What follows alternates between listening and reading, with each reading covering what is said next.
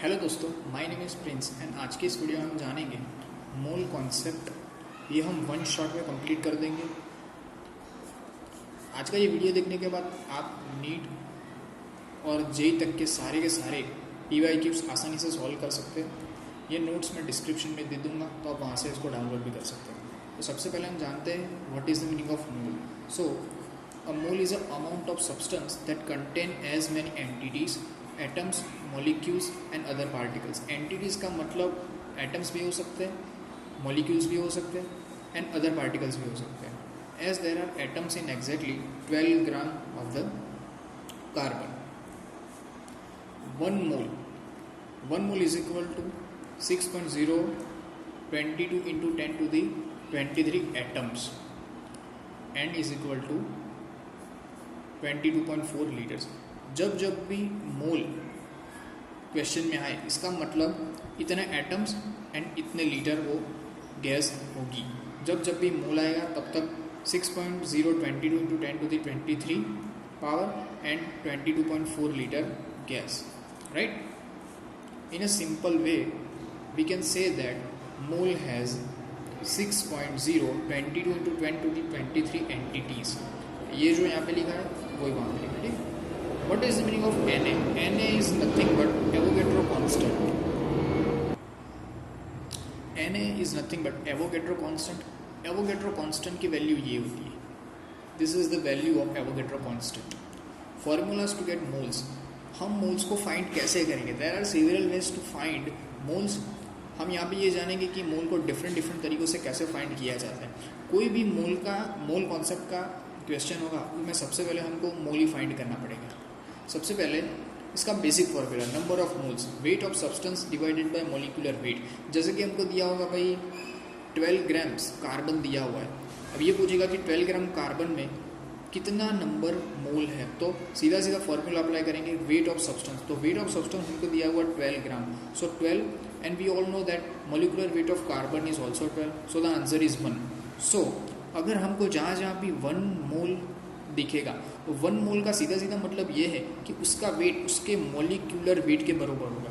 अगर हमको ये बोला कि भाई हमें 1 मोल ऑक्सीजन दिया है, तो O2 that is equal to हमें 32 ग्राम्स ऑफ ऑक्सीजन दिया हुआ है। हमको बोले कि भी हमें 1 मोल हीलियम गैस दी हुई है, तो हम सबको पता है कि हीलियम का मॉलिक्यूलर वेट होता है 4, तो हमें सीधा पता चल जाएगा कि 1 mole helium is equal to 4 grams of helium, right. ये कॉन्सेप्ट क्लियर है। Second concept, number of moles is equal to volume divided by 22.4 litres.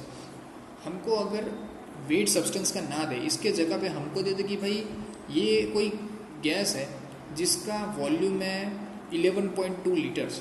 अब इसके कितने मोल मिक्सचर में प्रेजेंट हो गए, तो हमें ये फॉर्मूला पता है कि वॉल्यूम हमें दिया है 11.2, सो 11.2 लीटर डिवाइडेड बाय 22.4, तो हमको यहाँ से मिल जाएगा 0.5 moles of gas is present. ये फॉर्मूला गैसेस के लिए बहुत ही ज़्यादा हेल्पफुल है, क्योंकि गैसेस में हमें ये नहीं दिया होता कि कितने ग्राम गैस है, हमको ये दिया होता है कि कितने लीटर गैस प्रेजेंट है। तो जहाँ भी ये दिखे कि 22.4 लीटर गैस प्रेजेंट है, इसका मतलब ये है कि वो गैस 1 मोल है। 1 mole gas is equal to 22.4 litre gas and उसका वेट होगा उसके मोलिकुलर वेट के जितना, ठीक है, राइट। अब हमको ये भी ना दे कि कितने ग्राम का सब्सटेंस है, हमें ये भी ना दे कि कितना लीटर गैस प्रेजेंट है, हमको ये दे कि इसमें पार्टिकल्स कितने।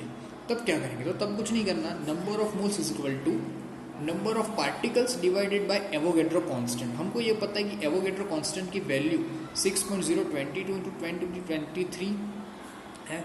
तो जितना भी हमको नंबर ऑफ पार्टिकल दिया होगा उससे हम इसको डिवाइडेड कर देंगे, तो जो भी नंबर यहाँ पे आएगा वो होगा नंबर ऑफ मोल्स। हमको जैसे कि दे दे कि भाई 6.011 into 10 to the 23 इतने पार्टिकल्स प्रेजेंट है, तो ये सब्सटेंस के कितने मोल्स होंगे, तो 3.011 into 10 to the 23 divided by Na, तो आंसर निकल के आएगा 0.5। तो 0.5 मोल उस सब्सटेंस के प्रेजेंट हो गए, ठीक है। यहाँ पे पार्टिकल्स के अंदर हमें एटम दे सकते हैं, आयंस दे सकते हैं, या फिर मॉलिक्यूल्स भी दे सकते हैं, कुछ भी दे सकते हैं। यहाँ पे हम बात करेंगे कुछ डेफिनेशंस की। ये कुछ डेफिनेशंस है जो हमें समझनी ज़रूरी है। तो सबसे पहली और सबसे बेसिक, और ये सारे डेफिनेशंस बहुत ही ज़्यादा बेसिक डेफिनेशंस है, तो उसके लिए हमें कुछ और चिंता करने की ज़रूरत है। तो सबसे पहली और सबसे बेसिक डेफिनेशन है atomic mass. So what is the meaning of atomic मास? ये एटॉमिक मास को हम रिलेटिव एटॉमिक मास तरीके भी जान सकते हैं। रिलेटिव एटॉमिक मास को शॉर्ट फॉर्मूले में RAM लिख सकते हैं, ठीक है। तो रिलेटिव एटॉमिक मास का फॉर्मूला बेसिकली ये है कि मास ऑफ वन एटम इसके डिवाइडेड बाय 1 EMU। ये EMU क्या है ये हम आगे जाके जानेंगे। तो यहाँ पे उसकी डेफिनेशन देख लेते हैं। It is a define as the number, it is a define as the number which indicates that how many times the mass of one atom of an element is heavier in comparison to 1 by 12th part of the mass of one atom of carbon। ये बहुत ही ज़्यादा खिचड़ी definition है, इसको next page पे लिए देखते हैं।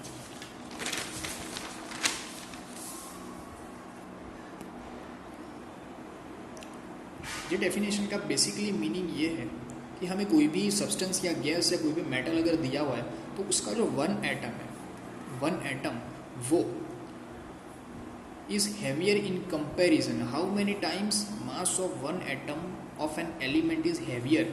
वो एलिमेंट कितना ज़्यादा हैवी है किसके कंपैरिजन में? 1/12th part of the mass of one atom of carbon 12। Carbon 12 का एक एटम, ये एक एटम का 1/12th पार्ट के कंपैरिजन में ये वन एटम कितना ज़्यादा हैवी है उसी को बोलेंगे एटॉमिक मास। एटॉमिक मास को रिलेटिव एटॉमिक मास भी बोला जाता है और उसका बेसिक फॉर्मूला ये है कि मास ऑफ वन एटम कोई भी दे दे सकते, हीलियम, कार्बन, किसी का भी एक एटम का मास उसके डिवाइड में 1 EMU। ये 1 EMU की वैल्यू क्या है ये हम आगे जाके जानेंगे।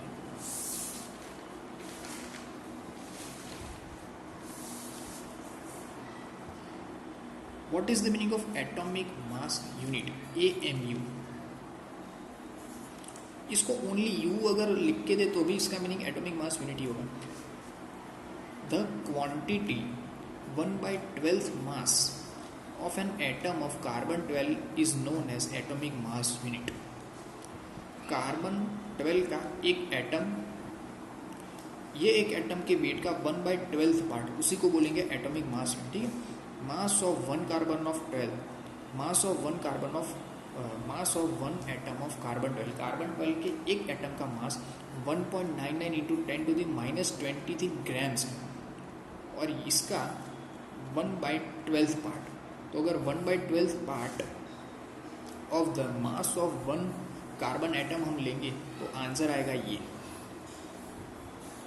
तो अगर AMU को हम ग्राम्स में लिखना चाहे तो उसकी वैल्यू आएगी 1.67 into 10⁻24 gram. -24 gram is equal to 1 AMU। अगर 1 AMU हम इस तरह भी लिखना चाहे तो ये लिख सकते हैं 1/6.023 इंटू 10⁻23 ग्राम। लेकिन देखिए AMU की वैल्यू ग्राम में दी हुई है, ये वैल्यू और ये वैल्यू बहुत ही ज़्यादा इंपॉर्टेंट है, उसको हम आगे जाके सम में भी यूज़ करेंगे, तो इसको आप प्लीज़ नोट कर लीजिए। इसके बाद आएगा ग्राम atomic mass, mass of 1 gram atom. ये क्या है, इसकी डेफिनेशन समझते हैं। ग्राम एटॉमिक मास को GAM तरीके भी लिखा जा सकता है। Gram atomic mass is the mass of 1 mole of an atom of an element. ये बेसिकली ग्राम एटॉमिक मास ये एलिमेंट के मोलिकुलर मास के जितना ही होता है, क्योंकि यहाँ पे स्पष्ट शब्दों में हमें लिखा हुआ है gram atomic mass is the mass of 1 मोल। किसी भी सब्सटेंस का, किसी भी गैस का, किसी भी एलिमेंट के 1 मोल का मास कितना होगा, उसके मोलिकुलर वेट के जितना होगा ना। यहाँ पे लिखा हुआ है it is expressed in gram, तो ये हम ग्राम में रिप्रेजेंट करेंगे। And it is numerically equivalent to the element's atomic mass unit. Element के एटॉमिक मास के जितना ही होगा जो कि हम ग्राम्स में डिनोट करेंगे, ठीक है। Gram atomic mass, mass of 1 gram atom is equal to mass of 1 mole atom. Mass of n atoms is equal to mass of 6.022 into 10⁻23 atom is equal to molecular weight, जो कि हम लिखेंगे gram में। Gram atomic mass of oxygen is equal to gram mass of 1 gram atom of oxygen, mass of 1 mole atom of oxygen. तो mass of N A मतलब Avogadro constant number of oxygen is equal to 16 gram. तो यही मैंने पहले बोला कि gram atomic mass is equal to molecular weight. तो सीधा सीधा ऑक्सीजन का अगर हम फाइंड करना चाहे तो ऑक्सीजन का मोलिकुलर वेट हम सबको पता है कि 16 होता है, तो ऑक्सीजन का ग्राम एटॉमिक मास आएगा 16 ग्राम। मास ऑफ 1 ग्राम एटम, ये जो 1 ग्राम एटम लिखा हुआ है ना, ये 1 ग्राम एटम का बेसिकली मीनिंग यही होता है कि मोलिकुलर वेट, राइट। तो जहाँ जहाँ भी ग्राम एटॉमिक मास, जहाँ जहाँ भी ग्राम एटॉमिक मास आपको सुनाई दे तब तक हमें लिखना है मास ऑफ 1 ग्राम एटम, और 1 ग्राम एटम का बेसिकली मीनिंग यही होता है कि उसका मोलिकुलर वेट।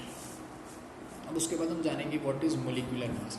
सो ग्राम मोलिकुलर मास, तो यहाँ पे जब यहाँ पे एटम था तो यहाँ मॉलिक्यूल है, तो जहाँ सब जगह मॉलिक्यूल कर देंगे। Mass of 1 gram molecule, mass of 1 mole atom, mass of N A molecule, mass of 6.03 to 10 to the 23 molecules, right.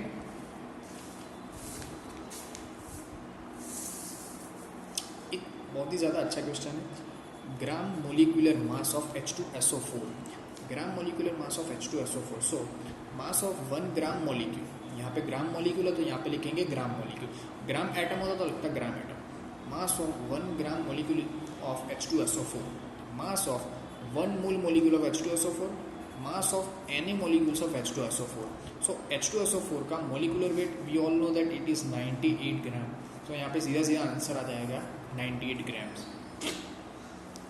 अब यहाँ पे नेक्स्ट डेफिनेशन आती है एक्चुअल मास की। So what is the meaning of actual mass? The mass of 1 atom और 1 molecule of a substance is called actual mass. Actual mass of O2, तो O2 का actual mass कितना है? It is equal to 32 atomic mass unit AMU। So 32 into, हम सबको पता है कि AMU की वैल्यू होती है 1.67 into 10 to the -27। So answer आ जाएगा 53 into 0.44 into 10 to the -24 gram. Actual mass of 1 atom, तो मास ऑफ 1 एटम और 1 मॉलिक्यूल, तो इसके लिए हमें क्या करना पड़ेगा कि जो उसका मॉलिकुलर वेट होगा, जैसे कि अगर हमको पूछे हीलियम, तो हीलियम का मॉलिकुलर वेट हमको पता है कि 4 ग्राम, तो 4 ग्राम की जगह हम लिख लेंगे 4 इंटू 4 AMU, और यहाँ पे AMU की जो वैल्यू है उसको सीधा सीधा इसके साथ मल्टीप्लाई कर देंगे तो हमको उसका एक्चुअल मास मिल जाएगा। उसके बाद की डेफिनेशन आती है और बहुत ही ज़्यादा ईजी है, atomicity. What is the meaning of atomicity? Total number of atoms in a molecule of elementary substance is called its atomicity. So atomicity क्या, देखिए यहाँ पे हाइड्रोजन के 2, हाइड्रोजन का एक मॉलिक्यूल है तो यहाँ पे लिखेंगे 2, O2 is equal to 2। HNO3 का कितना एटोमिसिटी हुई ये आप कमेंट बॉक्स में लिख लीजिएगा। कमेंट बॉक्स में मैं ये सारी जो PDF है ये पिन कर दूंगा, तो यहाँ से आप डाउनलोड भी कर सकते हैं। उसके बाद की डेफिनेशन है relation between molecular weight and what is vapour density. तो इसका बहुत ही ज़्यादा लॉन्ग फॉर्म में डिस्क्रिप्शन है, लेकिन डिस्क्रिप्शन में हम नहीं जानेंगे। हम बेसिकली ये जान लेते हैं कि what is the meaning of vapour density. So vapour density एक टाइप का रेशियो है, किन किन का रेशियो है?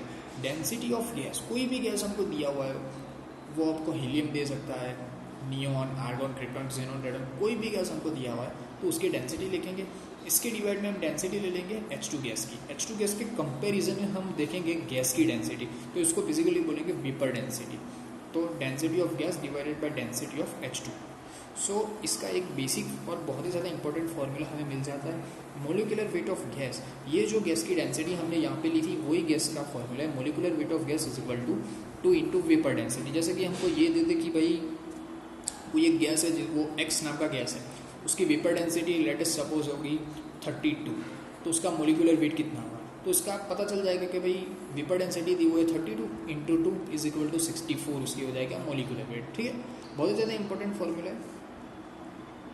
मोलिकुलर वेट कितना होगा गैस का? मोलिकुलर वेट होगा मास ऑफ 22.4 लीटर गैस। कोई भी गैस अगर आप लीजिएगा उसका 22.4 लीटर गैस लीजिए, उसका मास जो आएगा वो उसका होगा मोलिकुलर वेट। यहाँ पे स्पष्ट शब्दों में लिखा हुआ है 1 mole is equal to 22.4 litre gas when at STP, standard temperature and pressure. अब एक बहुत ही ज़्यादा इंपॉर्टेंट कॉन्सेप्ट यहाँ पे शुरू हो जाता है नीट में और JEE में। यहाँ से सबसे ज़्यादा क्वेश्चन आते हैं percentage composition what is the meaning of empirical formula and what is the meaning of molecular formula. बहुत ही ज़्यादा ध्यान से समझिएगा, ये कॉन्सेप्ट बहुत ही ज़्यादा इंपॉर्टेंट है और बहुत ही ज़्यादा वेटेज है इसका। इन अ मोलिकुलर कंपाउंड, हमको कोई भी मोलिकुलर कंपाउंड दे सकता है, वो वेर इज H2SO4 CaCO3, यहाँ पे हमको कोई किसी टाइप का ऑर्गेनिक एसिड भी दे सकते हैं। इन अ मोलिकुलर कंपाउंड लाइक CaCO3, हमने ये लिया है CaCO3, तो हमको ये फाइंड करना है कि भाई CaCO3 में हमको पता है कि भाई 3 मेटल हमको दिख रहा है, where is calcium, carbon and oxygen, right. तो हमको ये फाइंड करना है कि भाई कैल्शियम का, कार्बन का और ऑक्सीजन का परसेंटेज कितना है। जैसे कि हमको दे दें कि भाई H2O, तो इसमें H2 का परसेंटेज कितना है और ऑक्सीजन का परसेंटेज कितना है। तो हमको पता है कि यहाँ पे 3 है, तो 3 डिवाइडेड बाय 100 या 100 डिवाइडेड बाय 3 कर देंगे तो तीनों का परसेंटेज मिल जाएगा। लेकिन ये डबल है तो इसका हो जाएगा 66। तो इसी तरीके से हमको फाइंड करना है कि CaCO3 में कैल्शियम का, कार्बन का और ऑक्सीजन का तीनों का परसेंटेज यहाँ पे कितना है। तो उसका फॉर्मूला है mass percentage of an element is equal to number of atom, atomicity into atomic mass. उसका एटॉमिक मास लेंगे, उसको डिवाइड कर देंगे पूरे के मॉलिक्यूलर मास से इनटू 100। तो यहाँ पे हमको मिल जाएगा मास परसेंटेज ऑफ दैट एलिमेंट। जहाँ पे हम एन एग्जाम्पल CaCO3, तो हम सबको पता है कि भाई CaCO3 में हमको फाइंड करना है ऑक्सीजन का कितना मास परसेंटेज है। तो नंबर ऑफ एटम, ऑक्सीजन के कितने एटम है, 3 एटम, तो 3 इनटू एटॉमिक मास, ऑक्सीजन का एटॉमिक मास 16 डिवाइडेड बाय इस पूरे कंपाउंड का molecular mass is equal to 100। तो अगर इसको हम सबको डिवाइड कर देंगे तो आंसर आ जाएगा 48। तो इस पूरे कंपाउंड में ऑक्सीजन का जो मास परसेंटेज है वो हमको मिलेगा 48। इसी तरीके से आप कैल्शियम का भी निकाल सकते हैं, इसी तरीके से आप कार्बन का भी निकाल सकते हैं, ठीक है। उसके बाद आता है empirical formula. So what is the meaning of empirical formula. So empirical formula of an compound, कोई भी कंपाउंड का हम एम्पेरिकल फार्मूला लिख सकते हैं। The empirical formula of compound express the simplest whole number ratio. यहाँ पे देखिए वोल नंबर होना चाहिए, ये नंबर पॉइंट में नहीं होना चाहिए जैसे कि 1.5 3.2 ऐसा नहीं, कंप्लीट वोल नंबर होना चाहिए 1 2 3 etcetera. Whole number ratio of atom of various elements present in one molecule of compound. देखिए मोलिकुलर फार्मूला हमें दिया हुआ है H2O2, ये हाइड्रोजन पेरोक्साइड का फार्मूला है जिसमें ऑक्सीजन का पेरोक्साइड नाम हमको दिखता है H2O2 हाइड्रोजन पेरोक्साइड। यहाँ पे H2O2 तो 2 दोनों को 2 से डिवाइड कर देंगे, आंसर आ जाएगा 1 इज इक्वल टू हम लिख सकते हैं HO। तो ये HO जो आया वो इसका क्या है, सिंपलेस्ट होल नंबर रेशियो, इसी को बोलेंगे हम एम्पेरिकल फार्मूला। जैसे कि हम ये ग्लूकोज का फार्मूला है C6H12O6, तो C6H12O6 में कार्बन के मॉलिक्यूल 6, हाइड्रोजन के 12 एंड ऑक्सीजन के अगेन 6। तो इस ये पूरे को अगर 6 से डिवाइड कर देंगे तो आंसर आ जाएगा 1 जेम 2 जेम 1। तो इसको इस तरीके भी से लिख सकते हैं CH2O, तो ये CH2O बन जाएगा ग्लूकोज का एम्पेरिकल फार्मूला। यहाँ पे एक चीज़ बहुत ही ज़्यादा इंपॉर्टेंट और बहुत ही ज़्यादा ध्यान देने वाली ये है कि एम्पेरिकल फार्मूला का ये जो n है वो होगा नेचुरल नंबर 1 2 3 यही हो सकता है। मोलिकुलर फार्मूला ये जो हमें दिख रहा है वो है मोलिकुलर फार्मूला, ये हमें जो दिख रहा है वो एम्पेरिकल फार्मूला। तो अगर एम्पेरिकल फार्मूला को n से हम क्या करेंगे, मल्टीप्लाई कर देंगे तो हमको मिल जाएगा मोलिकुलर फार्मूला, राइट। एंड ये जो n है it's has to be natural number, right. तो natural number is equal to molecular formula divided by empirical formula.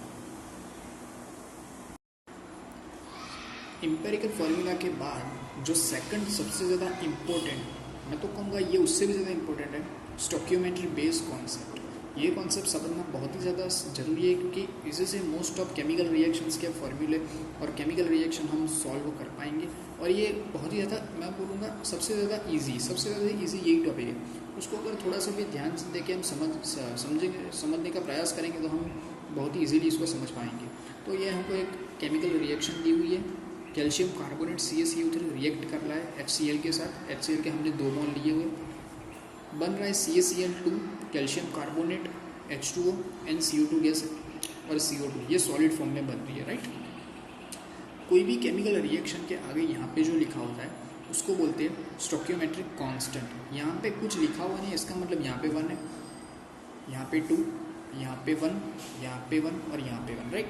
सो हमको ये दिया होगा कि यहाँ पे इसका 1 मोल रिएक्ट कर रहा है, सिर्फ इसका 1 मोल रिएक्ट कर रहा है, इसका 2 मोल रिएक्ट कर रहा है, इसका 1 मोल बन रहा है, इसका 1 मोल बन रहा है, इसका 1 मोल बन रहा है। हमको अगर ये दे कि मैंने CaCO3 का 100 ग्राम लिया, तो 100 ग्राम मतलब इसका 1 मोल, राइट। तो इसका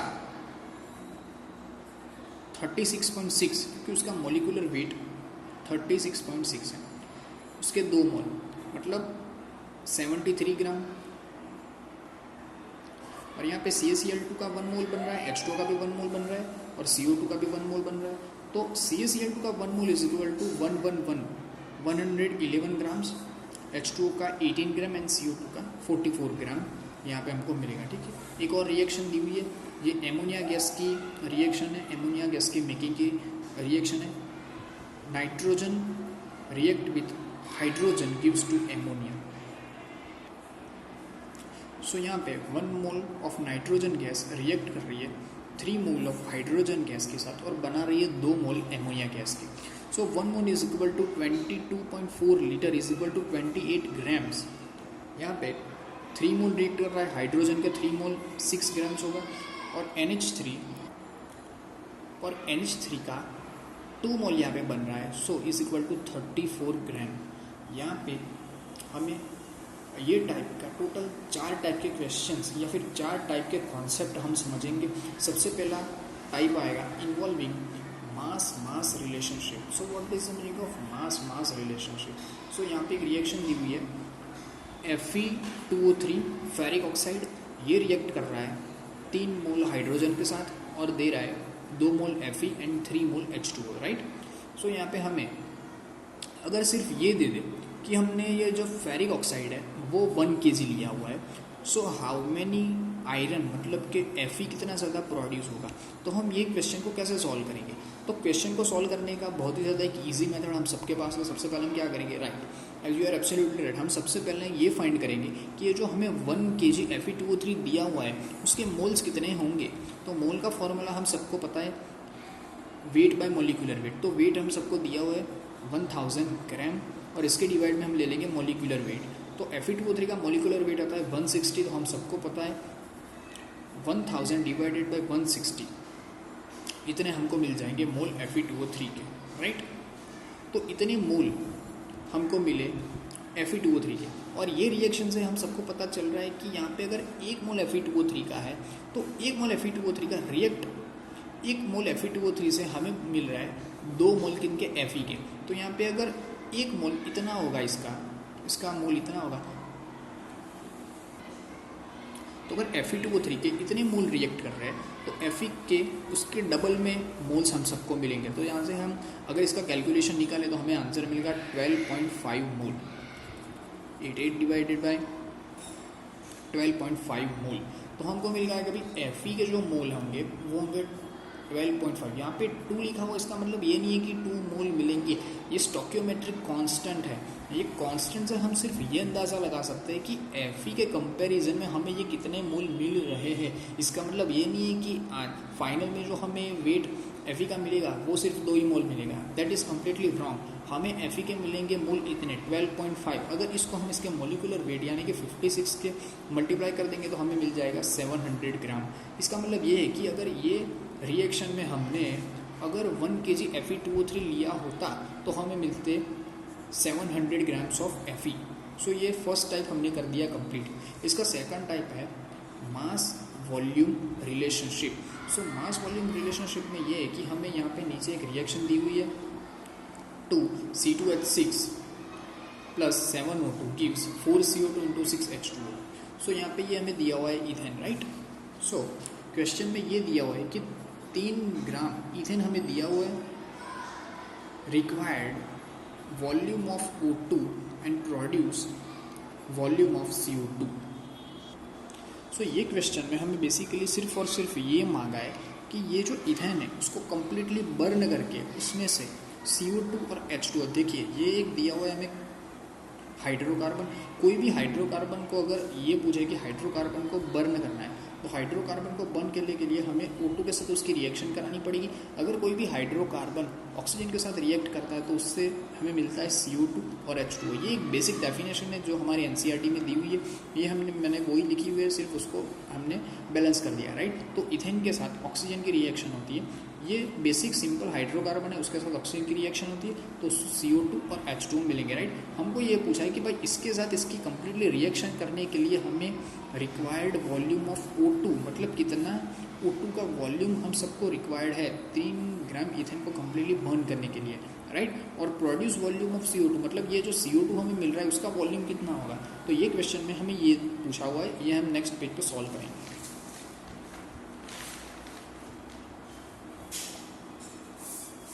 तो ये क्वेश्चन को सॉल्व करने के लिए हम सबसे पहले यही करेंगे, हम सबसे पहले इसकी क्या निकालेंगे, मोल निकालेंगे। तो मोल का formula weight by molecular weight, 3 gram ethane हमें दिया हुआ है और हम सबको पता है कि भाई इथेन का मोलिकुलर वेट होता है 30, तो 3/30 is equal to 0.1 mole.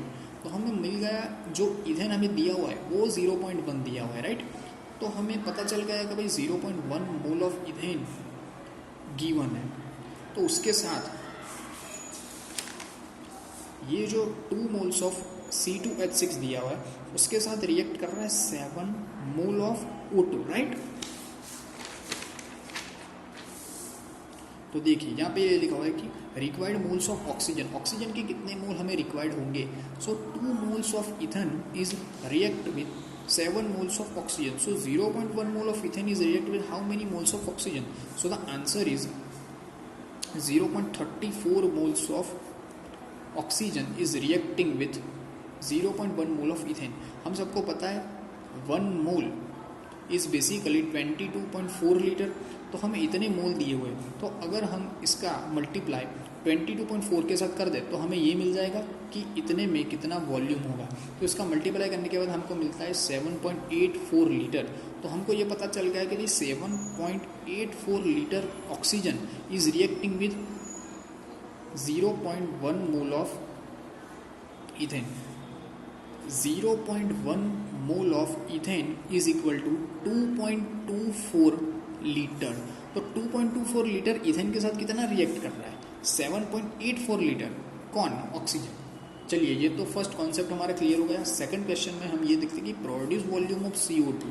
So 2 mole ethane जब रिएक्ट करता है 7 मोल ऑक्सीजन के साथ तो रिएक्ट करता है 4 moles of oxygen. So 2 mole react कर रहा है 4 मोल के साथ, तो 0.1 मोल रिएक्ट करके कितना बनाएगा, 0.1 मोल रिएक्ट करके कितना बनाएगा, 0.2 बनाएगा। तो 1 मोल इज इक्वल टू 0.2 मोल, तो हमको मिलेगा 0.2 मोल CO2। तो 0.2 मोल्स ऑफ CO2 इंटू 22.4, तो हमको बेसिक डेफिनेशन में ये भी लिख सकते हैं 2 इंटू 2.2। सो ये हमें मिल जाएगा 4.4 लीटर। यहाँ पे हमने लिखा हुआ है 0.2 mole into 22.4 is equal to 4.48 litre. हमको क्या मिलेगा, CO2 हमें मिलेगा, राइट। 2 कॉन्सेप्ट हमने क्लियर करे। ये थर्ड टाइप है वॉल्यूम वॉल्यूम रिलेशनशिप। अगर हमको वॉल्यूम देते तो क्या करेंगे, ये हमें C4H10 दिया हुआ है, C4H10 एक हाइड्रोकार्बन है, वो रिएक्ट कर रहा है 13 divided by 2 moles of oxygen given 4 moles of CO2 and 5 moles of H2O। ये हमने आगे के पेज पे मैंने आपको बताया था कि किसी भी अगर हाइड्रोकार्बन के साथ रिएक्ट होकर ऑक्सीजन तो वो बॉर्न हो जाएगा और उसके बदले में हमें मिलेगा CO2 एंड H2O। तो ये भी वही सिंपल बेसिक केमिकल रिएक्शन हमें दी हुई है। हमें ये रिएक्शन में ये दिया हुआ है कि 1.12 लीटर ऑफ ब्यूटेन, ये जो दिया है उसका नाम ब्यूटेन है, तो 1.12 litre of butane is given. सिर्फ ये दिया हुआ है कि ये ब्यूटेन है तो ये कितना मिलेगा और ये कितना मिलेगा, हमें उसके अलावा कुछ और नहीं दिया हुआ। तो ये क्वेश्चन में जो आगे हमने किया था सेम टू सेम यही करना है। 1.12 litre of butane, 1.12 litre of butane divide by 22.4, यहाँ पे जो आएगा वो हमें मिलेगा इसका मोल। तो ये सपोज हमें मिल रहा है x, तो x amount of C4H10 is reacting with 4 moles of CO2।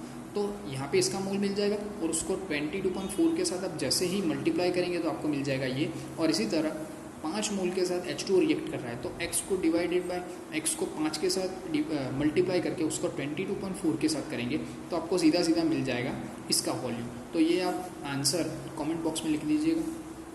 इसके बाद सबसे ज़्यादा इम्पोर्टेंट और सबसे ज़्यादा अगर किसी पे क्वेश्चन आए तो ये the concept of limiting reagent. So limiting reagent basically है क्या? देखिए इसका नाम में इसका आंसर छिपा हुआ है, लिमिटिंग रिएजेंट। लिमिट,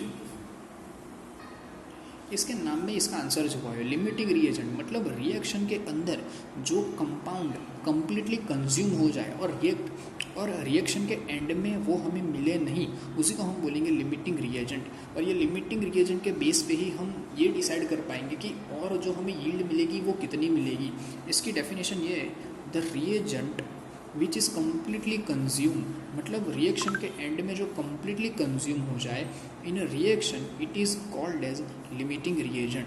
देखिए यहाँ पे मैंने एक सिंपल सी रिएक्शन लिखी हुई है, A is reacting with 2 moles of B and its gives 1 mole of C and 2 moles of D, right. तो ये 1 2 1 एंड 2, ये 1 2 1 2 से उसको बोलते हैं स्टोकियोमेट्रिक क्वोशिएंट। तो ये जो स्टोकियोमेट्रिक क्वोशिएंट है इसका मतलब ये नहीं है कि इतने मोल प्रोड्यूस होंगे, ये सिर्फ ये डिटरमिन करता है कि एक रिएक्टेंट के कंपैरिजन में दूसरा कितना रिएक्ट कर रहा है या फिर दूसरा कितना बन रहा है। इसका मतलब ये नहीं है कि यील्ड यहाँ पे 2 लिखा है तो इसका 2 मोल ही मिलेगा, that is completely wrong concept, right. So यहाँ पे हमें ये दिया है कि ए के 3 मोल रिएक्ट कर रहे हैं, ये जो बी है उसके 9 मोल रिएक्ट कर रहे हैं। तो हमको ये पूछ सकता है कि भाई सी के कितने मोल मिलेंगे और डी के कितने मोल मिलेंगे। तो इसके लिए कुछ नहीं करना है, सिर्फ हमें ये जानना है कि यहाँ पे लिखा हुआ है एक, यहाँ पे लिखा हुआ है 2। इसका सिंपल मीनिंग ये है कि इसका अगर 1 मोल यूज़ हो रहा है रिएक्शन में तो इसके उसके डबल यानी कि 2 मोल यूज़ हो रहे हैं, राइट। तो ए के 1 मोल यूज़ हो रहे हैं, बी के 2 मोल यूज़ हो रहे हैं, तो ए के मोल दिए हुए हमने 3 और बी के में दिए हुए 9। तो अगर रिएक्शन जैसे ही स्टार्ट होगी तो इसका 1 मोल यूज़ होगा, इसका 2 होगा, इसका 2 हो जाएगा, इसका 4 हो जाएगा। इसके तीनों के तीनों जब कम्प्लीटली कंज्यूम हो जाएंगे तो 3 के डबल मतलब 6, तो ये इसका 6 तो कंज्यूम हो जाएगा और इसका तीनों का तीना कंज्यूम हो जाएगा। तो इसके दिए थे 9, तो 9 में से 6 चले गए तो बचे 3। तो रिएक्शन के एंड में बी के हमें कितने मोल रिमेनिंग मिलेंगे? 3 मोल बाकी रिमेनिंग मिलेंगे। और ए के कितने मोल मिलेंगे? ए के 1 भी मोल रिमेनिंग नहीं मिलेंगे। वाई? क्योंकि ये 3 मोल हमें दिया हुआ था और ये तीनों के तीनों मोल ये रिएक्शन में हमने कंज्यूम कर दिया। तो जो कम्प्लीटली कंज्यूम हो जाए तो कम्प्लीटली कंज्यूम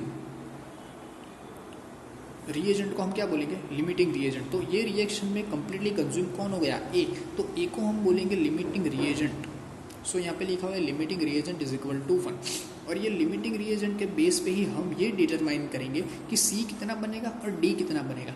तो हमें पता चल गया कि ए जो है उसको बोले हम लिमिटिंग रिएजेंट। तो ए का 1 मोल रिएक्ट कर रहा है और ए के 1 मोल के कंपैरिजन में सी कितना बन रहा है? सी भी 1 मोल बन रहा है। और ए के 1 मोल के कंपैरिजन में डी कितना बन रहा है? डी 2 मोल बन रहा है। तो यहाँ पे तो हमें ए का दिया था 3 मोल, तो अगर ए 3 मोल कम्प्लीटली कंज्यूम हो रहा है तो सी कितना बन रहा है? 3 मोल सी बन रहा है। और डी जो कि ए की कंपैरिजन में डबल बन रहा है, तो 3 का डबल 6, मतलब सी बनेगा 3 मोल्स एंड डी बनेगा 6 मोल्स। तो ये कॉन्सेप्ट है लिमिटिंग रिएजेंट का। लिमिटिंग रिएजेंट कैसे फाइंड करते हैं उसका एक बहुत ही ज़्यादा ईजीएस्ट कॉन्सेप्ट मैं आपको नेक्स्ट पेज के लिए बताता हूँ।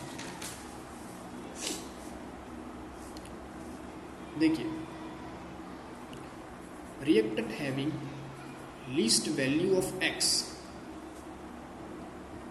are limiting reagent. So what is the meaning of x? X is nothing but given volume। कोई भी वॉल्यूम हमको दिया हुआ, अगर हमको मोल्स दिए, अगर हमको वॉल्यूम दिया, अगर हमको मॉलिक्यूल्स दिए, कुछ भी दिया उसको हम ऊपर लिखेंगे और उसके नीचे हम स्टोकियोमेट्री क्वोशिएंट लिख देंगे, राइट। जैसे कि ये है और ये x हमें इसके लिए भी फाइंड करना है, इसके लिए भी फाइंड करना है, राइट। जितने जितने रिएजेंट हमको दिएंगे हम सबके लिए क्या फाइंड करना है? x फाइंड करना है। जैसे कि हमें दिया हुआ है कि भी a रिएक्ट कर रहा है b के 2 मोल के साथ और प्रोड्यूस कर रहा है p का कितना मोल बन रहा है? यहाँ पे 1 दिया हुआ है, राइट। तो हमें a का दिया हुआ था 3 मोल, b का दिया हुआ था 9 मोल। तो a के डिवाइडेड में हमें क्या लिखना है? स्टोकियोमेट्रिक क्वोशिएंट। तो स्टोकियोमेट्रिक कॉन्सेप्ट इसका 1, तो 3 हमें मोल दिया हुआ था गिवन वॉल्यूम, ये वॉल्यूम में हमें मोल भी दिया सकता है, तो हमें यहीं पे 3 मोल दिया हुआ था, तो 3 के डिवाइडेड में हम यहाँ पे जो है वो लिख लेंगे ए। यहाँ पे ए के जस्ट लेफ्ट साइड में जो लिखा हुआ होगा ना उसी को बोलेंगे स्टोकियोमेट्री क्वोशिएंट, राइट। तो 3 divided by 3 divided by 1 is equal to 3, और इसका बी का हमें दिया हुआ था 9 मोल। सो 9 डिवाइडेड बाई इसका स्टोकियोमेट्री क्वोशिएंट है 2, तो 9 डिवाइडेड बाई 2, तो इसका आंसर आएगा 3 और इसका आंसर आएगा 4.5। तो ये जो दोनों में से जो स्मॉल होगा, which is small, it is limiting reagent. तो 3 4.5 से छोटा है, इसीलिए ए बन जाएगा लिमिटिंग रिएजेंट। इसीलिए एक से बनेगा एक, तो यहाँ पे अगर 3 मोल कंज्यूम होगा तो पी भी बनेगा 3 मोल्स। अगर ये आता तो हम इसके अनुसार इसका यील्ड बनाते हैं, लेकिन यहाँ पे ए है इसीलिए ए के अनुसार हमने पी की यील्ड बनाई है, राइट। और उसके बाद सबसे ज़्यादा इंपॉर्टेंट कॉन्सेप्ट यहाँ पे ये आ जाता है, what is the meaning of equivalent weight. ये मॉलिक्यूलर वेट तो समझ में आता है, लेकिन ये इक्विवेलेंट क्या है। इक्विवेलेंट वेट हमने ये तो समझ लिया कि मॉलिक्यूलर वेट क्या है, लेकिन ये इक्विवेलेंट वेट का कॉन्सेप्ट बहुत ही ज़्यादा इंपॉर्टेंट कॉन्सेप्ट है। ये हम समझेंगे कि किसी भी सब्सटेंस का इक्विवेलेंट वेट कैसे फाइंड करते हैं। तो इसके डिफरेंट टाइप दिए हुए हैं। तो सबसे पहला और सबसे ज़्यादा बेसिक डेफिनेशन इक्विवेलेंट वेट की ये है कि जो एटॉमिक वेट और मॉलिक्यूलर वेट जो हमें दिया हुआ है उसके डिवाइड में हम कर देंगे valency factor. Atomic weight is divided by valency factor. ये वैलेंसी फैक्टर क्या है ये आगे जाके हम जानेंगे, right. So equivalent weight of ions, अगर किसी भी कोई भी आयन हमें दिया हुआ है, जैसे कि हमें कोई भी लेटेस्ट सपोज आयन दिया हुआ है, तो उसका हम फाइंड कर लेंगे सबसे पहले formula weight of that ion, और उसके डिवाइड में हम उसकी वैलेंसी डिवाइड कर देंगे तो हमें मिल जाएगा इक्विवेलेंट वेट। उसके बाद हम फाइंड करेंगे equivalent weight of ionic compound. कोई भी आयोनिक कंपाउंड हमें दिया हुआ है, जैसे कि LiCl दिया हुआ है, NaCl दिया हुआ है, कोई भी हमें आयोनिक कंपाउंड दिया है, तो उसका इक्विवेलेंट वेट हम कैसे फाइंड करेंगे। तो उसका इक्विवेलेंट फाइंड करने के लिए हमें क्या करना पड़ेगा, इक्विवेलेंट वेट ऑफ कैटायन और इक्विवेलेंट वेट का एनायन, ये दोनों का हम सम कर देंगे। यानी कि ये जो कैटायन और एनायन है ये दोनों का अलग अलग इक्विवेलेंट वेट फाइंड करेंगे, और उसका हम अगर सम कर देंगे तो हमें मिल जाएगा equivalent weight of that ionic compound, right. उसके बाद आ जाता है equivalent weight of acids and base. ये बहुत ही ज़्यादा इंपॉर्टेंट और बहुत ही ज़्यादा IMP कॉन्सेप्ट है, एसिड और बेस। तो देखिए इसके लिए हमें कुछ भी नहीं करना, जो एसिड और बेस दिया हुआ है उसका मॉलिक्यूलर वेट लिखना है, और मॉलिक्यूलर वेट के डिवाइडेड में हम करना है, जो अगर एसिड हमको दिया हुआ है तो उसकी लेनी है बेसिसिटी, और अगर हमको बेस दिया हुआ है तो उसकी लेनी है एसिडिटी, राइट। जैसे कि हमें यहाँ पे दिखा हुआ है भाई H2SO4 का इक्विवेलेंट वेट कितना होगा। तो हम सबको पता है कि H2SO4 का molecular weight is equal to 98, और 98 को डिवाइड हम कर देंगे यहाँ पे देखिए H2, तो जितने H2 होंगे वो उसकी हो जाएगी एसिड की क्या हो जाएगी, बेसिसिटी हो जाएगी, और जितने भी OH प्रेजेंट होंगे किसमें, बेस में, वो उसकी क्या हो जाएगी, एसिडिटी हो जाएगी, राइट।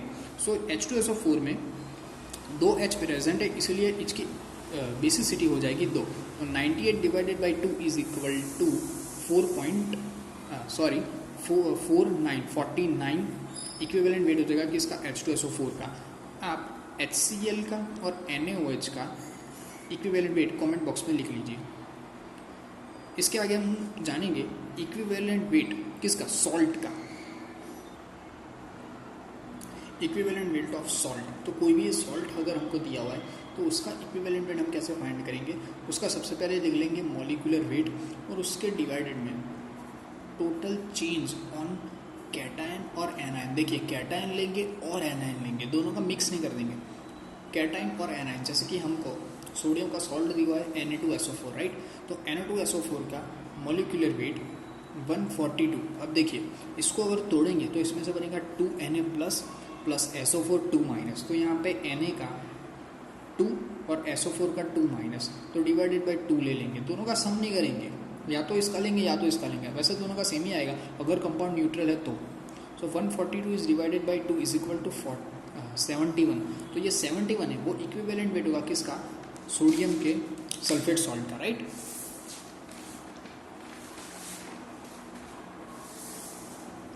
अब देखिए ये बहुत ही ज़्यादा इंपॉर्टेंट है, equivalent weight of an oxidising और रिड्यूसिंग एजेंट। हमको कोई भी अगर ऑक्सीडाइजिंग एजेंट दिया हुआ है या फिर हमको कोई भी रिड्यूसिंग एजेंट दिया हुआ है, उसका अगर इक्विवेलेंट वेट फाइंड करना है तो फिर क्या हो, तो वो सब्सटेंस का या फिर कोई भी मेटल का या गैस का हम ले लेंगे मॉलिक्यूलर वेट, और ये मॉलिक्यूलर वेट के डिवाइड में हम कर देंगे नंबर ऑफ इलेक्ट्रॉन गेन। अगर वो इलेक्ट्रॉन गेन करता है तो ये नंबर ऑफ इलेक्ट्रॉन गेन ये पे लिखेंगे, या फिर अगर तो वो डोनेट करता है या फिर लॉस्ट हो जाता है तो फिर ये लिख लेंगे। तो इससे हमें ये मिल जाएगा कि ऑक्सीडाइजिंग या फिर रिड्यूसिंग एजेंट अगर कोई है तो उसका मॉलिक्यूलर वेट क्या होता है। उसके बाद हम लिखेंगे, हम समझेंगे gram equivalent and law of chemical equivalence. ये बहुत ही ज़्यादा इंपॉर्टेंट कॉन्सेप्ट है। ये क्या, ये समझेंगे। ग्राम इक्विवेलेंट वेट क्या है ये हम सबको पता चल गया है। कभी मॉलिक्यूलर वेट के डिवाइडर में हम सिंपली वैलेंसी कर देंगे या फिर एसिडिटी बेसिसिटी कर देंगे तो हमको इक्विवेलेंट वेट मिल जाएगा। लेकिन ग्राम इक्विवेलेंट ऐसा नहीं मिलेगा। ग्राम equivalent, number of gram equivalent में हम क्या करेंगे, वेट लेंगे। जो भी सब्सटेंस हमको दिया होगा उसका हम लेंगे वेट, और वो वेट को हम डिवाइडेड कर देंगे उसके इक्विवेलेंट वेट से। देखिए, weight and divided by equivalent weight is equal to molecular weight divided by valency factor. ये वैलेंसी फैक्टर ऊपर चला जाएगा, so weight into valency factor divided by molecular formula. So ये हमें मिल जाएगा number of gram equivalent. Number of gram equivalent is equal to moles, क्योंकि weight by molecular weight, जो weight by molecular weight is equal to moles and moles into valency factor. So number of gram equivalent is equal to moles into valency factor. So according to it, law of chemical equivalence समझिएगा। इससे हमें बहुत ही ज़्यादा chemical reactions जो होंगी, chemical reaction को समझने में और उसके मोल फाइंड करने में बहुत ही ज़्यादा आसानी हमको होगी। So according to it, in a reaction, कोई भी केमिकल रिएक्शन अगर हमको दी हुई है, according to it in a chemical reaction equal number of gram equivalents of react to give equal number of gram equivalents of the product। इसका simple meaning ये है कि फॉर अ रिएक्शन, जैसे कि हमको कोई अगर रिएक्शन दी हुई है, ये इसका स्टोकियोमेट्रिक कांस्टेंट है, कोशिएंट है, जो हमने आगे डिस्कस किया था, a plus B gives c plus D, right. तो a b c और d ये चारों के चारों नंबर ऑफ ग्राम इक्विवेलेंस कितने होंगे, सेम होंगे। यानी कि ए का mole into valency factor, B का मोल और valency factor is equal to C का मोल और वैलेंसी फैक्टर, एंड डी के मोल्स इंटू वैलेंसी फैक्टर क्या होंगे, सेम टू सेम होंगे। सो अगला हमारा इंपॉर्टेंट टॉपिक आ जाता है जिसका नाम है methods for determination of equivalent weights. हमने इसके पहले जान लिया है what is the meaning of equivalent weight, what is the meaning of gram equivalent, ये सारी चीज़ें हमने जान ली। अब हम ये मेथड्स जानेंगे जो इक्विवेलेंट वेट को कैसे हम डिटर्मिनेशन कर सकते हैं, ठीक। तो सबसे पहला मेथड है hydrogen displacement method. So hydrogen displacement method में, जैसे कि हम इसके नाम से हमको पता लग रहा है इसमें हाइड्रोजन इन्वॉल्व होगा। देखते हैं इस मेथड में क्या है। This method is use for those elements which can evolve hydrogen from acids. देखिए, एसिड्स के अंदर से हाइड्रोजन को इवॉल्व करना है तो वो only and only active metals ही कर सकते हैं। एक्टिव मेटल्स में जनरली ग्रुप 1 के LiNa RbCs और ग्रुप 2 के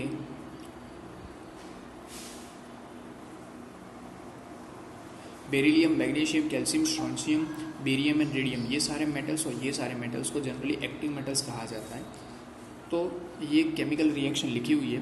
लिथियम जब रिएक्ट करता है H2SO4 के साथ, सल्फ्यूरिक एसिड के साथ, तो लिथियम करता क्या है, LiSO4 बना देता है और ये H2SO4 में से हाइड्रोजन को क्या करता है, इवॉल्व कर देता है।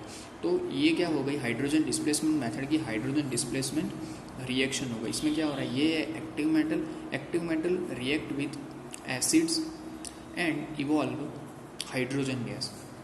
दूसरी एक रिएक्शन लिखी हुई है 2Na, सोडियम H2SO4 के साथ रिएक्ट कर रहा है, बना रहा है NO2SO4 और H2 गैस क्या हो रही है, इवॉल्व हो रही है। तो ये भी क्या हो गई, हाइड्रोजन डिस्प्लेसमेंट मेथड की रिएक्शन हो गई। तो हमें जब ये मेटल का इक्विवेलेंट वेट फाइंड करना है तो इसके लिए equivalent weight of metal is equal to weight of metal, ये Li जो हमें शुरुआत में दिया था उसका वेट हमें यहाँ पे लेना है, वेट ऑफ मेटल, इसके डिवाइड में हम लेंगे weight of H2 gas displace, जो यहाँ पे H2 गैस इवॉल्व हुई है उसका वेट लेंगे और इनटू 1.008 के साथ उसको मल्टीप्लाई कर देंगे तो हमको क्या मिल जाएगा, इक्विवेलेंट वेट ऑफ ये मेटल का हमें इक्विवेलेंट वेट मिल जाएगा। नेक्स्ट रिएक्शन है, नेक्स्ट मेथड है ऑक्साइड फॉर्मेशन मेथड। सो ऑक्साइड फॉर्मेशन, यहीं से पता लग रहा है कि यहाँ पे ऑक्साइड का क्या होगा, फॉर्मेशन होगा। A known mass of the element is changed into oxide. Known mass of the element, जो एलिमेंट हमको दिया होगा वो चेंज हो जाएगा किसमें, उसी के ऑक्साइड में, डायरेक्टली और indirectly the mass of oxide is noted, right. देखिए यहाँ पे एक रिएक्शन दी हुई है, एल्यूमिनियम ऑक्सीजन के 3 मॉलिक्यूल के साथ रिएक्ट कर रहा है और Al2O3 बना रहा है। हम सबको पता है ये जो Al2O3 है वो एल्यूमिनियम का क्या है, ऑक्साइड है। तो ये रिएक्शन कौन सी होगी, ऑक्साइड फॉर्मेशन मेथड की ये क्या होगी, उसकी रिएक्शन होगी, राइट। तो यहाँ पे mass of oxygen is equal to, अब यहाँ पे हमको मास ऑक्सीजन का मास है कि कितना मास ऑक्सीजन का है, तो इसके लिए हम क्या करेंगे, मास ऑफ ऑक्सीजन के लिए मास ऑफ ऑक्साइड, ये जो Al2O3 का जो मास होगा ये लिखेंगे और उसमें से Al2 मास ऑफ एलिमेंट जो होगा वो हम उसमें से क्या कर देंगे, माइनस कर देंगे, तो हमको मिल जाएगा mass of oxygen. Equivalent weight of element यहाँ पे जो एल्यूमिनियम दिया हुआ है उसका इक्विवेलेंट वेट फाइंड करेंगे। इक्विवेलेंट वेट ऑफ एलिमेंट, जो एलिमेंट का ऑक्साइड बन रहा है उसका equivalent weight is equal to weight of element उसके डिवाइड में वेट ऑफ ऑक्सीजन, उसको मल्टीप्लाई कर देंगे 8 के साथ, राइट। तो ये हमारा फॉर्मूला है वो बन जाएगा ऑक्साइड फॉर्मेशन मेथड का इक्विवेलेंट वेट फाइंड करने का फॉर्मूला, राइट। उसकी नेक्स्ट रिएक्शन है क्लोराइड फॉर्मेशन मेथड। तो क्लोराइड फॉर्मेशन, यहीं से हमको पता लग रहा है कि इस रिएक्शन में क्लोराइड का फॉर्मेशन होगा और known mass of the element is changed into chloride directly और indirectly the mass of the chloride is determined. जैसे कि 2Na रिएक्ट कर रहा है क्लोरीन के साथ और बना रहा है 2NaCl, तो ये सोडियम का क्या होगा, क्लोराइड हो गया, इसका नाम वैसे भी sodium chloride. Equivalent weight of element, Na का equivalent weight is equal to weight of element. सारे के सारे फॉर्मूले सब देखेंगे तो उसमें सेम ही फॉर्मूला है, ऊपर हम मेटल का या फिर जो भी एलिमेंट हमको दिया हुआ है उसका वेट लेंगे और उसके डिवाइड में उसकी रिएक्शन जिसके साथ हो रही है, जैसे कि यहाँ पे हाइड्रोजन इवॉल्व हो रहा है तो हाइड्रोजन लिख लिया, उसके बाद यहाँ पे ऑक्सीजन के साथ रिएक्ट कर ली तो ऑक्सीजन लिख लिया। ये फॉर्मूला और ये फॉर्मूला तो सेम ही है, यहाँ पे सिर्फ ऑक्सीजन है और यहाँ पे सिर्फ क्लोरीन है, क्योंकि यहाँ पे ऑक्सीजन के साथ रिएक्ट कर रहा है, यहाँ पे क्लोरीन के साथ रिएक्ट कर रहा है।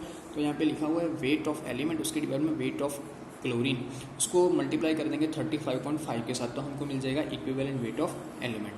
उसके बाद की रिएक्शन बहुत ही ज़्यादा इजी और बहुत ही ज़्यादा सिंपल रिएक्शन है, metal to metal displacement reaction. Metal to metal displacement reaction में ये होगा कि कोई एक मेटल होगा जो कि बी के सॉल्ट के साथ रिएक्ट करेगा और उसमें से बी को रिप्लेस कर देगा और यहाँ पे ए बन जाएगा, ठीक है। तो हम देखते हैं ये रिएक्शन में क्या होता है। More active metal can displace less active metal from its salt solution.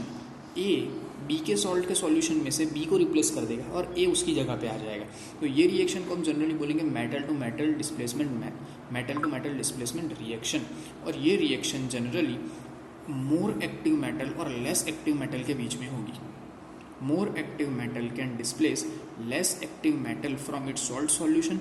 The mass of the displace metal, जो डिस्प्लेस हो गया, the mass of the displace metal bear the same ratio as the equivalent weight. उसका formula हम next page पे देखेंगे।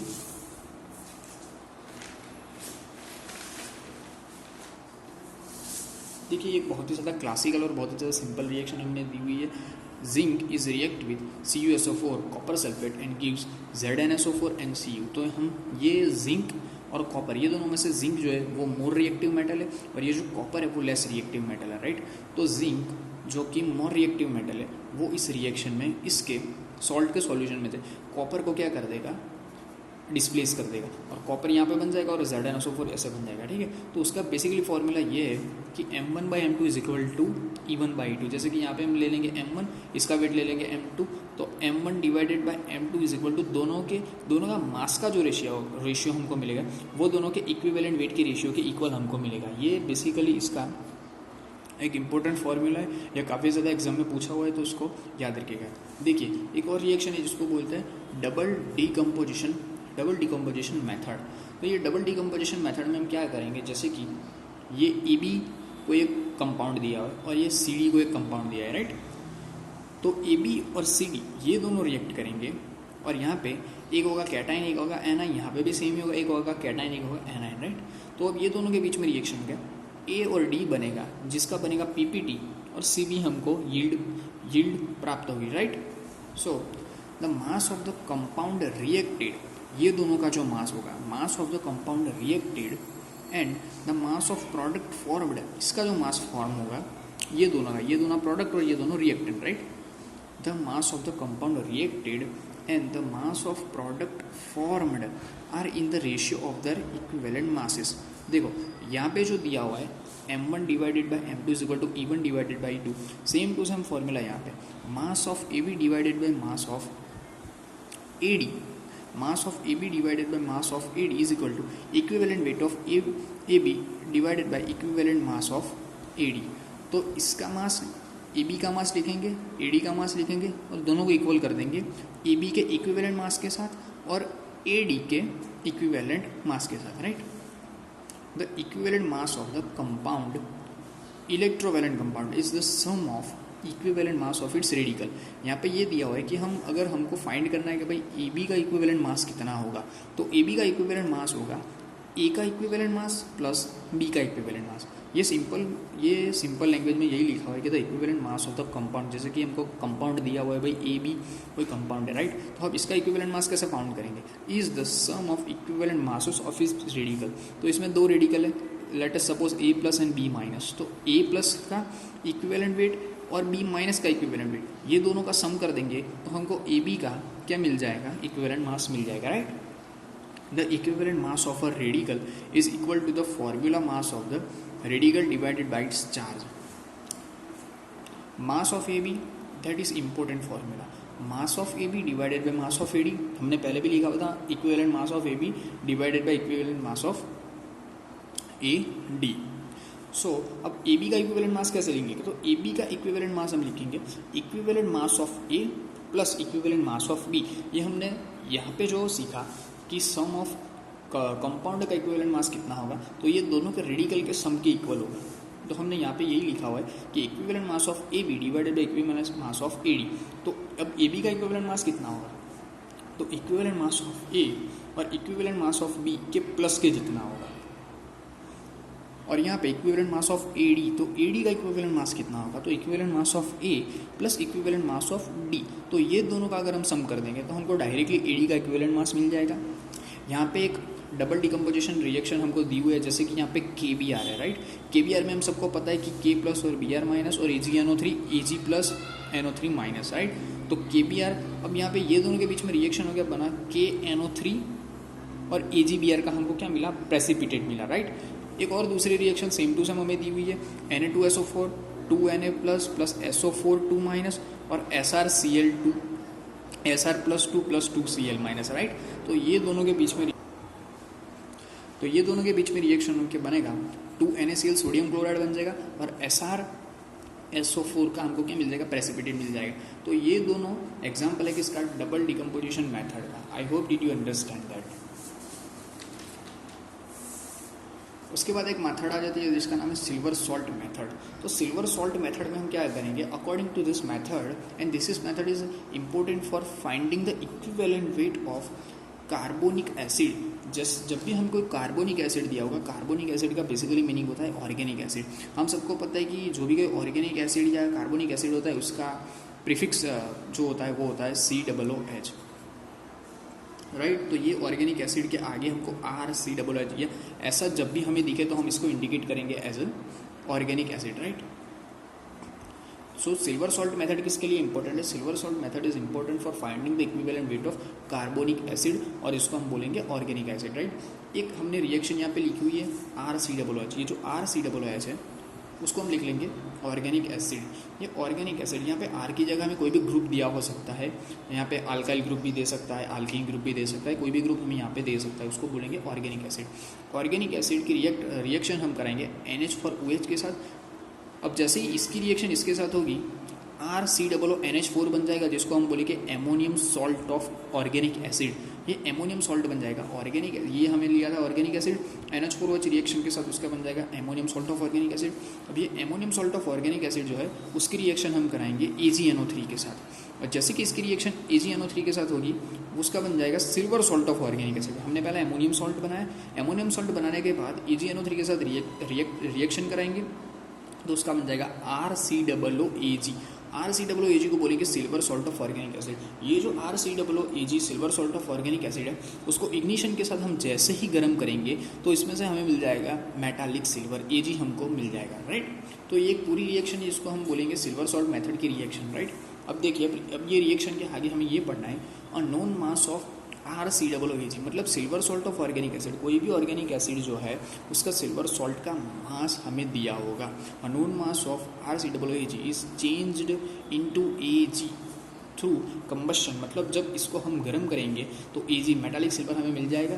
The mass of Ag is determined, तो जो Ag का मास है वो हमें डिटरमाइन करना है। तो हम यहाँ पे ये लिखेंगे इक्विवेलेंट वेट ऑफ RCOOAG, ये जो silver salt of organic acid हमको दिया हुआ है उसका इक्विवेलेंट वेट लिखेंगे, equivalent weight of RCOOAG, equivalent weight of RCOOAG, और उसके डिवाइडेड में हम लिखेंगे इक्विवेलेंट वेट ऑफ Ag, और same to same weight of RCOOAG and weight of Ag, ये तो वही था M1 divided by M2 is equal to E1 divided by E2, same to same equivalent weight of RCOOAG divided by equivalent weight of Ag, weight of RCOOAG divided by weight of Ag, right. So equivalent weight of RCOOAG, हमें अगर silver salt of organic acid मतलब RCOOAG का silver salt of organic acid का equivalent weight find करना है, तो equivalent weight of RCOOAG is equal to weight of RCOOAG divided by weight of Ag, और उसके मल्टीप्लाई में equivalent weight of Ag is equal to 108, तो 108 के साथ क्या कर देंगे, उसको मल्टीप्लाई कर देंगे। तो ये जो फॉर्मूला हमारा बन जाएगा, इसके अनुसार हम silver salt of organic acid का क्या फाइंड कर सकते हैं, इक्विवेलेंट वेट फाइंड कर सकते हैं, right. Loss of chemical combinations, ये हमारे चैप्टर का सबसे ज़्यादा लास्ट टॉपिक है, लॉस ऑफ केमिकल कॉम्बिनेशंस। ये टॉपिक के अंदर हमें थोड़े बहुत लॉ पढ़ने हैं कि किसने क्या लॉ दिया और किसके लॉ के अकॉर्डिंग क्या होता है। तो सबसे पहला लॉ है लॉ ऑफ मास कंजर्वेशन। तो ये लॉ के नाम से हमको पता लग रहा है मास कंजर्वेशन, मतलब कि यहाँ पे मास का क्या होगा, कंजर्वेशन होगा। ये लॉ दिया था लेवोजियर ने और इसको टेस्ट किया था लैंडॉर्ट ने, राइट। लेवोजियर ने ये लॉ हमें दिया था, law of mass conservation. So according to this law the mass can never be created nor be destroyed in a balanced chemical reaction और फिजिकल रिएक्शन। ये लगभग थर्मोडायनेमिक्स के लॉ जैसा ही है, जैसे कि एनर्जी कांट बी क्रिएटेड, यहाँ पे भी वही लिखा है, the mass can neither be created और nor be destroyed in a balance chemical reaction. इसका मतलब ये है कि जब भी हमें कोई बैलेंस केमिकल रिएक्शन या फिर फिजिकल रिएक्शन दी होगी तो उसमें 100% मास का क्या होगा, कंजर्वेशन होगा। If the reactant are completely converted into product, if the reactant जैसे कि A plus B give C plus D, तो ये दोनों रिएक्टेंट है। If the reactants are completely converted into product, मतलब कि A और B कम्प्लीटली कंज्यूम होके C और D बनाते हैं, then the sum of mass of reactant is equal to the sum of the mass of product. तो जैसे कि A दिया हमको 1 kg और B दिया हमको 2 kg, तो 1 + 2 = 3 kg। तो अगर 3 kg रिएक्टेंट होगा तो C और D दोनों का मास अगर कंबाइन करेंगे that has to be 3 kg। That is the meaning of mass conservation law. Total mass of reactant is equal to A + B का total mass is equal to total mass of product C + D का total mass. तो A + B का total mass और C + D का total mass कितना होना चाहिए, same होना चाहिए। That is the meaning of law of mass conservation, जो कि दिया था लेवोसियर ने और टेस्ट किया लैंडॉर्ट ने, right.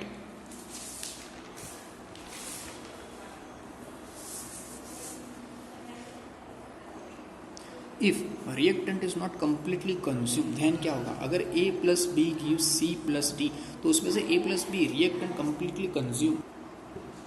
If reactant is not completely consume, then अगर A + B कम्प्लीटली कंज्यूम होए ही ना तो क्या होगा, the mass of reactant is equal to total mass of product plus mass of unreacted reactants. कुछ भी नहीं करना, रिएक्टेंट का जो मास होगा वो टोटल मास ऑफ प्रोडक्ट, मतलब कि जितना प्रोडक्ट बन जाएगा उतना, plus mass of unreacted reactant, जितना अनरिएक्ट हुआ है उसका हम सम कर देंगे तो हमको मिल जाएगा total mass of reactant, right.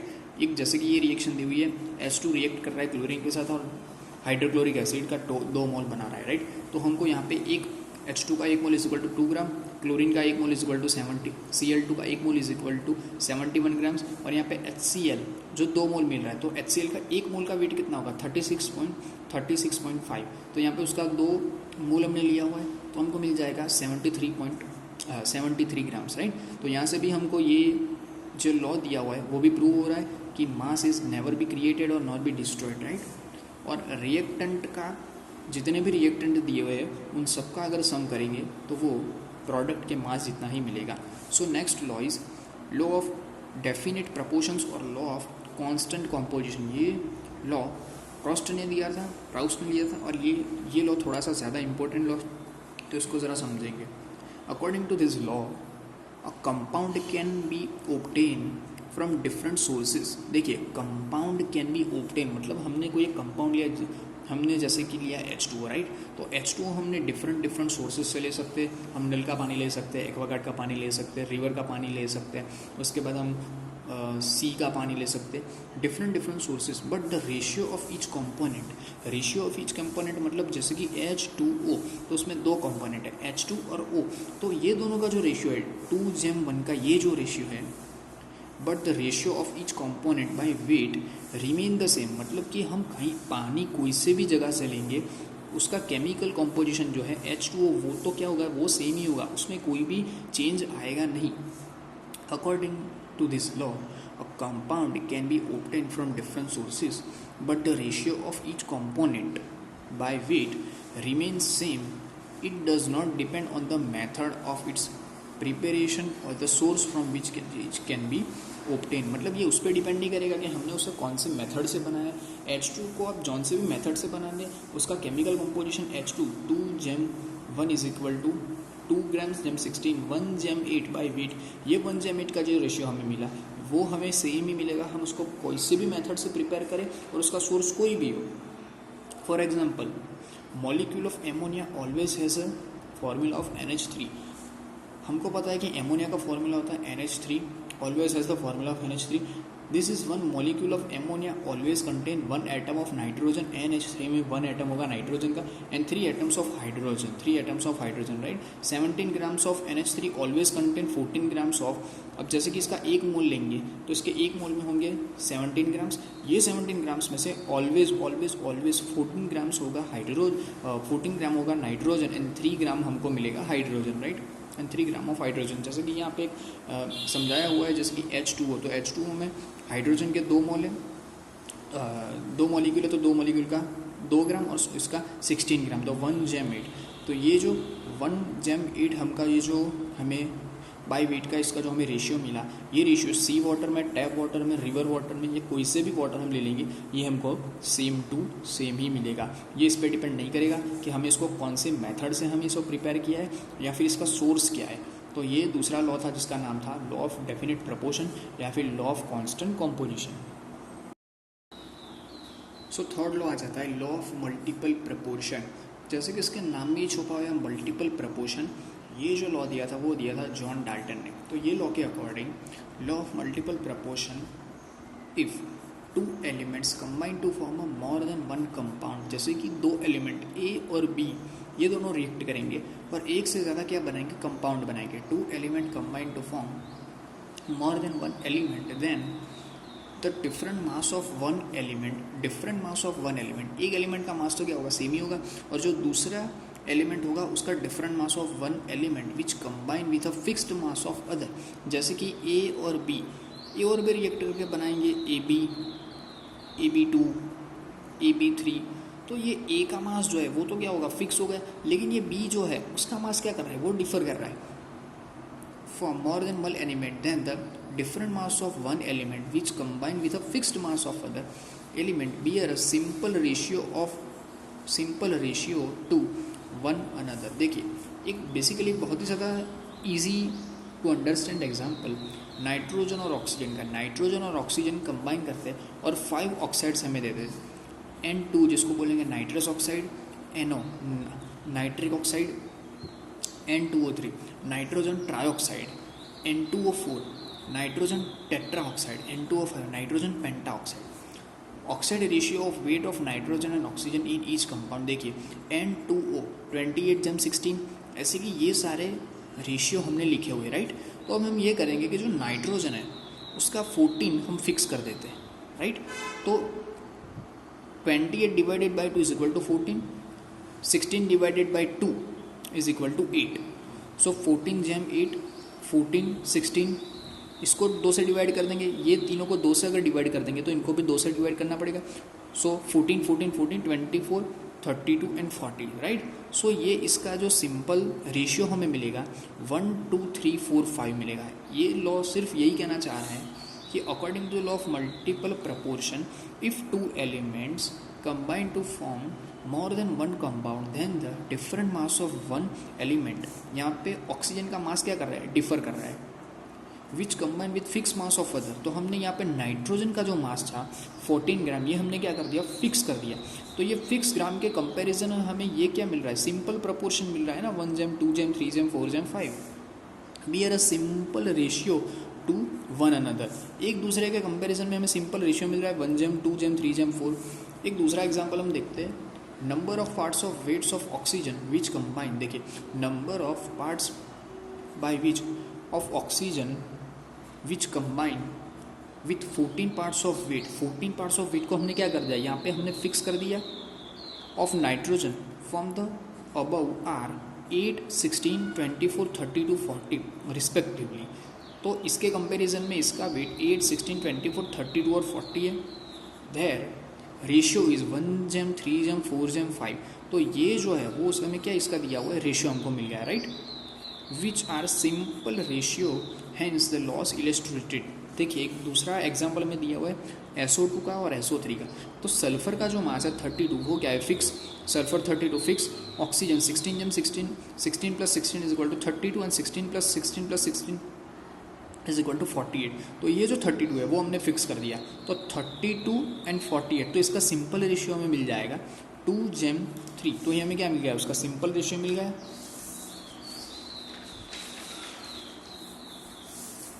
Right. उसके बाद का लॉ आता है लॉ ऑफ गैसियस वॉल्यूम। ये हमने गैस वाले चैप्टर में पढ़ा हुआ है, ये लॉ दिया था गैल्यूसेक ने, right. So according to this law, in this gaseous reaction the reactants are always combined in a simple ratio by volume and form products which is simple ratio by volume at the same temperature and pressure. It's a very simple law। देखिए H2 gas react कर रहा है chlorine gas के साथ और बना रहा है 2 मोल HCl का, राइट। ये भी गैसियस फॉर्म में 1 1 1। ये क्या है, ये हमने आगे भी पढ़ा हुआ है। ये जो उसके जस्ट लेफ्ट में आगे लिखा हुआ था उसको बोलते हैं stoichiometric constant, right. So 1 volume of hydrogen, यहाँ पे 1 लिखा है, 1 volume of hydrogen combines with 1 volume of chlorine. तो 1 वॉल्यूम ऑफ हाइड्रोजन कंबाइन कर रहा है 1 वॉल्यूम ऑफ क्लोरीन के साथ to produce 2 volume of hydrogen chloride. तो यहाँ पे हाइड्रोजन क्लोराइड के कितने वॉल्यूम फॉर्म हो रहे हैं, 2 वॉल्यूम फॉर्म। तो सिंपल रेशियो 1 जैम 1, 1:1:2, राइट। तो H2 + Cl2 gives 2 HCl। That's a very simple law, उसमें कोई इतना बड़ा साइंस है नहीं, राइट। नोट, ये नोट बहुत ही ज़्यादा इंपॉर्टेंट है। This law is used only for gaseous reaction.